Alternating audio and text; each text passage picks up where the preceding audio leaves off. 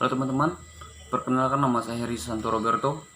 Di video kali ini saya akan kembali membuat video pembelajaran kali ini tentang tugas dari mata kuliah pembelajaran terpadu. Di dalam video kali ini saya akan menjelaskan tentang pelajaran IPA, yaitu pada buku tahun 2008. Materi yang akan saya bahas di dalam video ini yaitu tentang penggolongan dan daur hidup hewan. Di dalam materi ini terdapat tiga poin pokok yang akan saya jelaskan. Yang pertama itu tentang jenis-jenis hewan berdasarkan makanannya. Misalnya ada yang makan tumbuh-tumbuhan, ada yang makan daging, dan ada yang makan keduanya. Kemudian juga ada penggolongan hewan dan daur hidup hewan. Untuk standar kompetensinya itu menggolongkan hewan berdasarkan jenis makanannya. Tujuan dari pembelajaran kali ini, yang pertama itu mampu menggolongkan hewan berdasarkan jenis makanannya. Kemudian yang kedua, memahami daur hidup beragam jenis makhluk hidup. Yang ketiga itu mengidentifikasikan jenis makanan hewan. Selamat pagi anak-anak. Bagaimana kabarnya hari ini? Ya. Sebelum kita memulai pembelajaran hari ini, kita buka dulu dengan doa. Aku minta Arif pimpin teman-temannya untuk berdoa.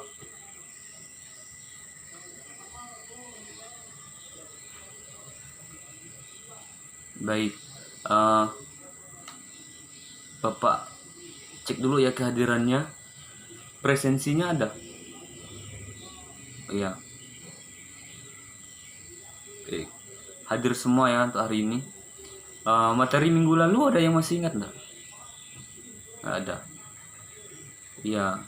Untuk minggu ini kita akan belajar tentang jenis penggolongan dan daur hidup hewan. Mulai dari jenis makanannya, kemudian daur hidup hewan itu seperti apa.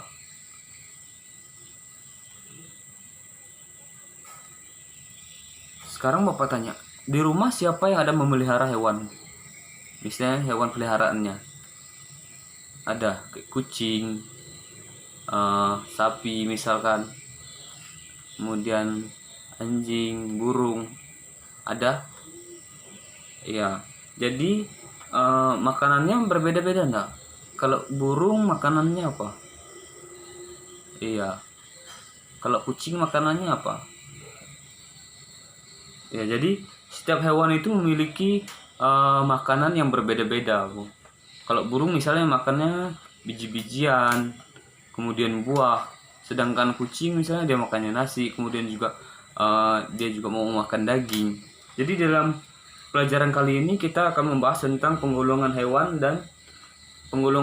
jenis makanan hewan, dan juga daur hidup hewan. Sekarang buka bukunya di halaman berikutnya. Ini sebenarnya penting nggak sih kita mengetahui jenis-jenis makanan hewan tersebut? Iya, sangat penting. Kita harus mengetahui seperti apa jenis makanan yang dikonsumsinya. Misalnya tadi burung dikasih makan yang tidak disuka, tentunya itu akan berpengaruh terhadap bisa jadi juga pencernaannya, kemudian pertumbuhannya. Misalnya juga memelihara hewan yang memakan daging, kayak memelihara misalnya beruang ataupun harimau, misalnya dikasih rumput, kira-kira mau tidak dia memakannya? Tidak, iya, karena itu tidak sesuai dengan jenis makanan yang seharusnya dikonsumsi oleh hewan tersebut. Sekarang kita buka di halaman berikutnya.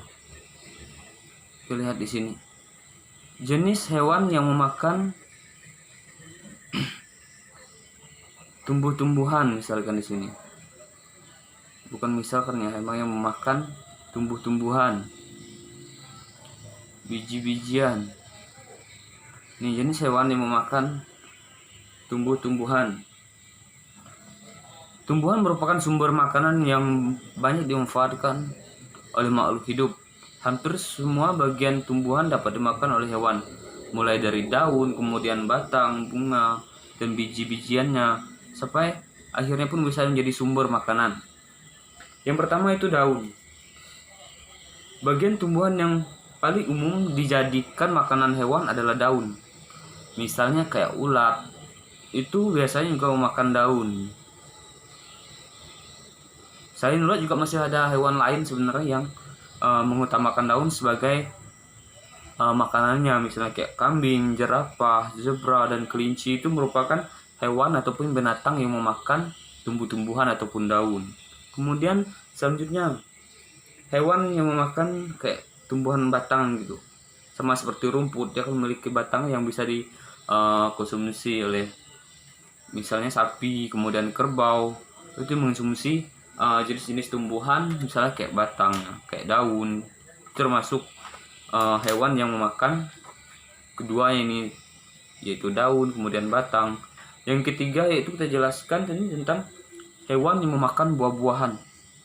Apakah kamu suka memakan buah-buahan? Di sini kira-kira anak-anak siapa yang suka makan buah-buahan? Ya, tentunya buah-buahan itu mengandung vitamin-vitamin juga yang bisa menyehatkan tubuh kita, misalnya kayak jeruk itu menghasilkan vitamin C. Itu baik juga untuk kesehatan kita. Nutrisi yang sangat kita butuhkan. Sama juga dengan binatang. Di sini juga ulat juga memakan buah-buahan. Kemudian yang keempat yaitu biji-bijian. Biji merupakan bagian tumbuhan yang disukai oleh berbagai jenis hewan, terutama jenis burung. Kayak sini misalnya jenis padi, kemudian jagung itu juga merupakan salah satu buah ataupun biji-bijian yang dikonsumsi yang sangat disukai oleh burung, misal kemudian ayam, tupai, misal ke burung-burung yang lain juga banyak mengonsumsi biji-bijian. Kemudian di bagian kedua, makanan berupa hewan. Di sini kita akan menjelaskan tentang hewan-hewan apa saja sih yang bisa juga memangsa mereka sesama hewan gitu, kayak makan daging. Hewan-hewan kecil banyak menjadi mangsa bagi hewan yang lebih besar. Pernahkah kamu memerhatikan cecak di dinding rumahmu? Apakah makanan cecak? Ya, jadi kalau cecak dia biasanya memakan serangga yang lebih kecil dari cecak tersebut, misalnya kayak nyamuk dan laron dan lain sebagainya yang biasanya berkeliaran di sekitar dinding, misalnya kayak di dekat-dekat lampu. Biasanya cicak lebih sering beradanya di dekat lampu, jadi dia akan memanfaatkan nyamuk tersebut ataupun binatang lainnya untuk dikonsumsi. Kemudian tikus menjadi mangsa kucing, kelinci menjadi makanan elang. Bahkan di hutan, hewan besar seperti jerapah, kijang, dan kerbau dijadikan mangsa oleh harimau dan singa. Jadi ini hewan-hewan seperti harimau, singa, misalnya kayak macan, jadi mereka saling menyerang ataupun memangsa hewan lainnya. Bisa juga sesama mereka satu jenis, misalnya kayak harimau bisa juga memangsa harimau yang lainnya. Jadi hewan pemangsa di sini mereka yang memakan daging kayak harimau tadi. Kemudian bagian B, penggolongan hewan. Kalau yang pertama tadi kan kita sudah menjelaskan jenis-jenis makanan hewan. Di sini ada yang makan rumput, ada yang makan berupa rumput, buah-buahan, biji-bijian dan lain sebagainya. Kemudian di bagian keduanya itu yang memakan hewan. Kemudian sekarang kita jelaskan tentang penggolongan hewan. Penggolongan hewan terdapat beberapa jenis hewan. Ada hewan yang besar, ada hewan yang kecil, ada yang berjalan, ada yang merayap, ada yang terbang. Itu merupakan jenis-jenis ataupun penggolongan hewan. Kemudian tadi kita sudah menjelaskan tentang tumbuh-tumbuhan ataupun apa saja ya sih yang menjadi makanan pokok daripada hewan. Kemudian di bagian kedua ini, penggolongan hewan ini, kita akan lebih menspesifikkan kepada jenis makanan hewan. Hewan digolongkan menjadi tiga jenis penggolongannya, yaitu herbivora, karnivora, dan omnivora. Anak-anak ada yang tahu tidak herbivora, karnivora, dan omnivora ini? Iya, tahu ya. Jadi herbivora adalah hewan yang makanannya berupa tumbuh-tumbuhan saja, misal kayak rumput, daun-daun, dan buah-buahan tadi sudah kita jelaskan, kayak sapi misal, kemudian ulat, tupai, dan lain, dan kelinci. Mereka adalah hewan yang memakan tumbuh-tumbuhan atau daun-daunan dan juga biji-bijian. Ini adalah hewan yang termasuk ke golongan hewan herbivora, yaitu hewan yang hanya memakan tumbuh-tumbuhan saja. Kemudian yang kedua ada karnivora. Karnivora adalah hewan berkaki empat, memiliki gigi geraham khusus yang digunakan untuk mengunyah daging. Gigi seringnya kecil-kecil dan tajam. Gigi seri berfungsi untuk menggigit dan memotong makanan. Gigi taringnya panjang, besar, dan runcing. Gigi taring berfungsi untuk mengoyak mangsanya. Ini kita golongkan ke hewan yang pemakan daging. Misalnya kayak tadi itu singa, kemudian harimau. Burung juga ada yang termasuk sebagai pemangsa, kayak burung elang. Itu yang lebih terkenalnya sebagai pemangsa yang pemakan daging itu adalah burung elang. Kemudian yang ketiga omnivora. Omnivora ini ada yang tahu tidak? Iya, hewan pemakan tumbuhan ataupun juga daging.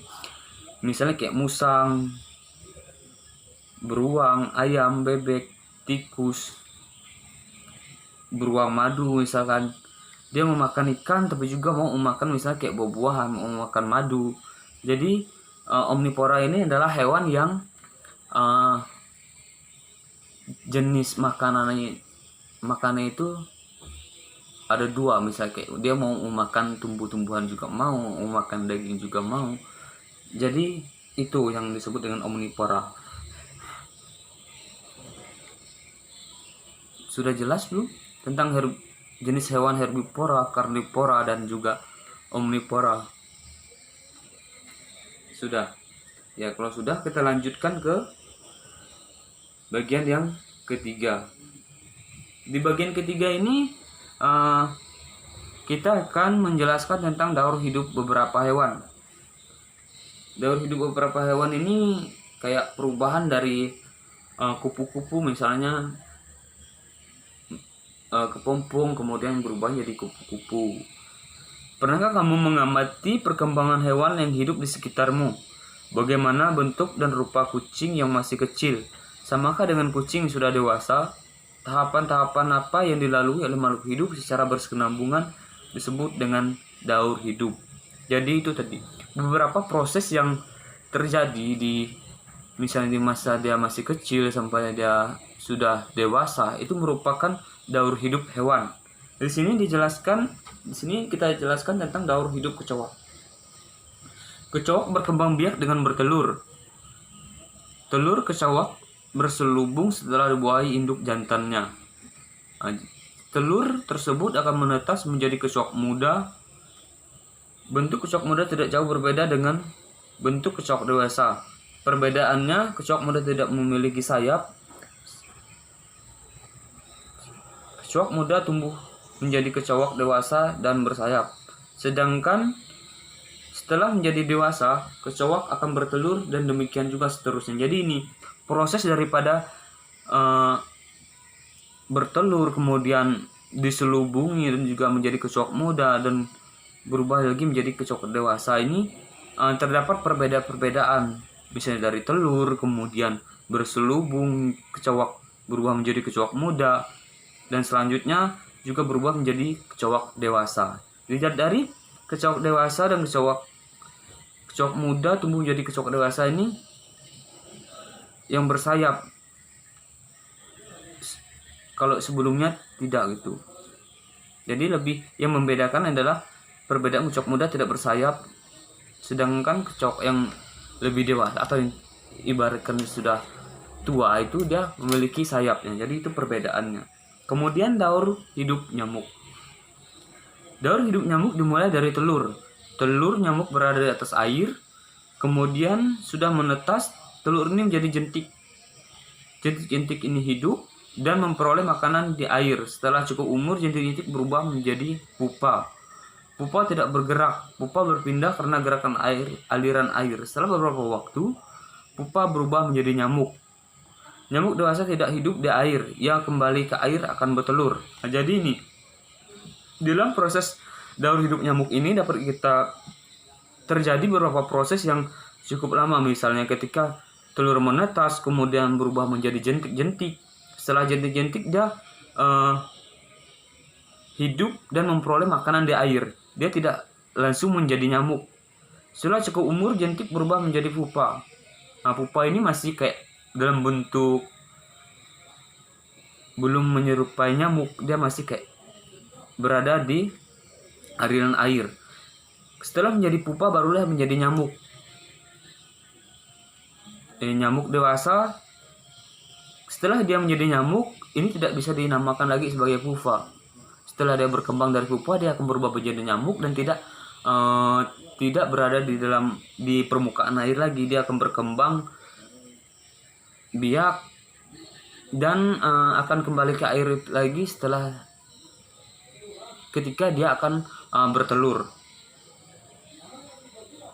Dan seterusnya, seperti itu seterusnya untuk daur hidup nyamuk. Dan nyamuk ini juga termasuk hewan yang bertelur di air yang kotor, dan ada juga yang bertelur di air yang jernih. Jadi bukan hanya di air yang kotor, tapi juga nyamuk ini bisa bertelur di air yang jernih. Dan nyamuk ini merupakan salah satu jenis hewan yang menjadi faktor utama penyebar penyakit. Yang ketiga, daur hidup kupu-kupu. Daur hidup kupu-kupu dimulai dari telur. Telur menetas menjadi ulat, ulat kemudian berubah menjadi kepompong. Dan akhirnya kepompong yang telah hidup waktu akan berubah menjadi kupu-kupu. Kupu-kupu dewasa selanjutnya akan bertelur lagi. Demikian seterusnya. Di dalam daur hidup kupu-kupu terjadi perubahan-perubahan bentuk atau metamorfosis. Jadi dari kupu-kupu ini dia bertelur dulu kemudian menetas. Setelah menetas itu tidak langsung menjadi kupu-kupu, dia menjadi ulat kemudian berubah jadi kepompong dan akhirnya baru dia akan metamorfosis lagi menjadi kupu-kupu. Jadi itu proses-proses yang dilalui oleh hewan-hewan yang ada di buku ini. Misalnya kita jelasin tadi mulai dari kecoak, kemudian nyamuk dan juga kupu-kupu, itu merupakan daur hidup makhluk hidup yang kita jelaskan di sini. Ada yang mau ditanyakan tentang materi hari ini? Mulai dari pertama tadi kita sudah menjelaskan tentang apa tadi? Yang pertama kan kita sudah menjelaskan tentang jenis-jenis makanan hewan. Ada hewan yang memakan tumbuhan, ada hewan yang pemakan daging. Kemudian digolongkan lagi dari pemakan daging itu, makan tumbuh-tumbuhan itu ada yang memakan daun, ada yang makan biji, ada yang makan batang, dan juga ada yang makan buah-buahan. Kemudian dari hewan pemakan daging tadi itu dijelaskannya, ada harimau, ada apa lagi selain harimau, ada singa, kemudian apa lagi yang memakan hewan, ada yang juga burung termasuk, ada yang makan sesama mereka hewan. Kemudian di bagian kedua tadi kita menjelaskan tentang apa di dalam penggolongan hewan. Ya, di dalam penggolongan hewan itu tidak dijelaskan tentang herbivora, karnivora, dan omnivora. Herbivora tadi apa? Iya, herbivora itu hewan yang memakan tumbuh-tumbuhan. Kalau karnivora apa? Iya, karnivora adalah hewan yang memakan daging. Tadi kita jelaskan kayak harimau, singa, elang, dia pemakan daging. Kemudian omnivora tadi apa? Iya, omnivora adalah sejenis hewan yang memakan kedua-duanya, memakan rumput, kemudian juga memakan daging. Jadi itu yang disebut dengan omnivora. Musang salah satunya, karena dia juga mau makan makanan yang lainnya, kayak beruang tadi sudah dijelaskan. Dia makan daging, dia makan buah-buahan, dia makan madu. Sekarang kalau tidak ada yang bertanyakan, Bapak akan kasih tugas. Ya, bentuk kelompok.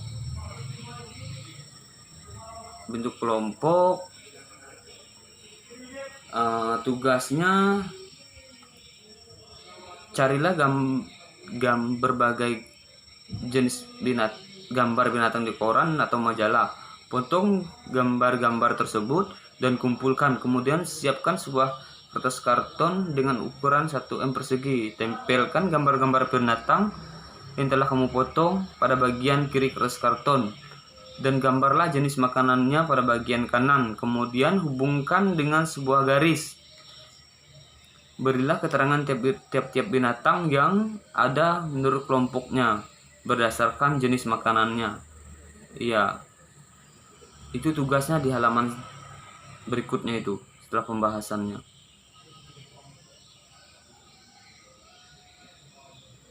Yang sebelum daur hidup beberapa hewan. Iya, itu tugasnya dikerjakan di rumah. Nanti kita jelaskan di pertemuan selanjutnya. Ya, di pertemuan selanjutnya akan kita jelaskan.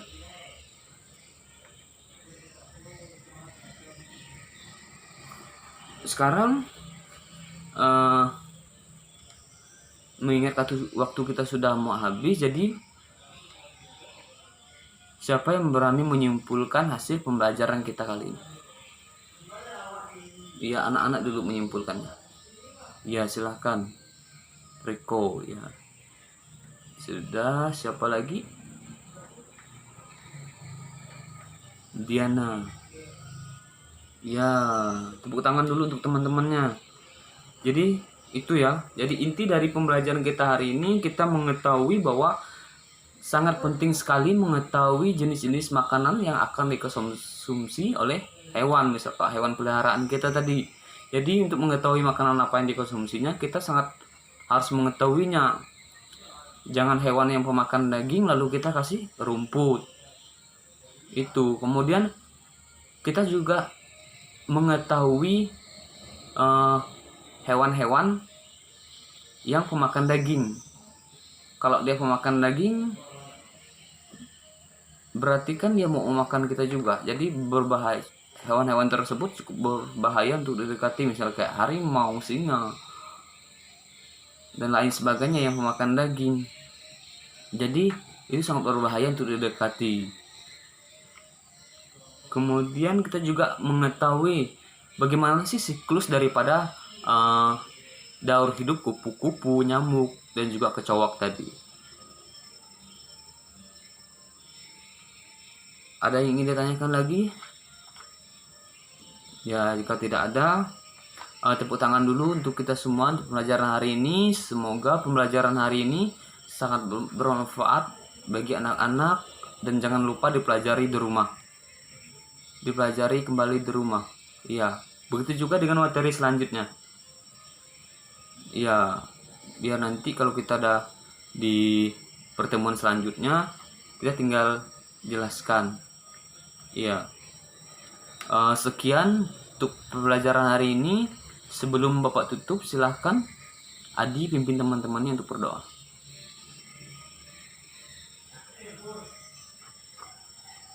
Baik, untuk mengakhiri kegiatan kita hari ini, Pak ucapkan terima kasih dan selamat pagi.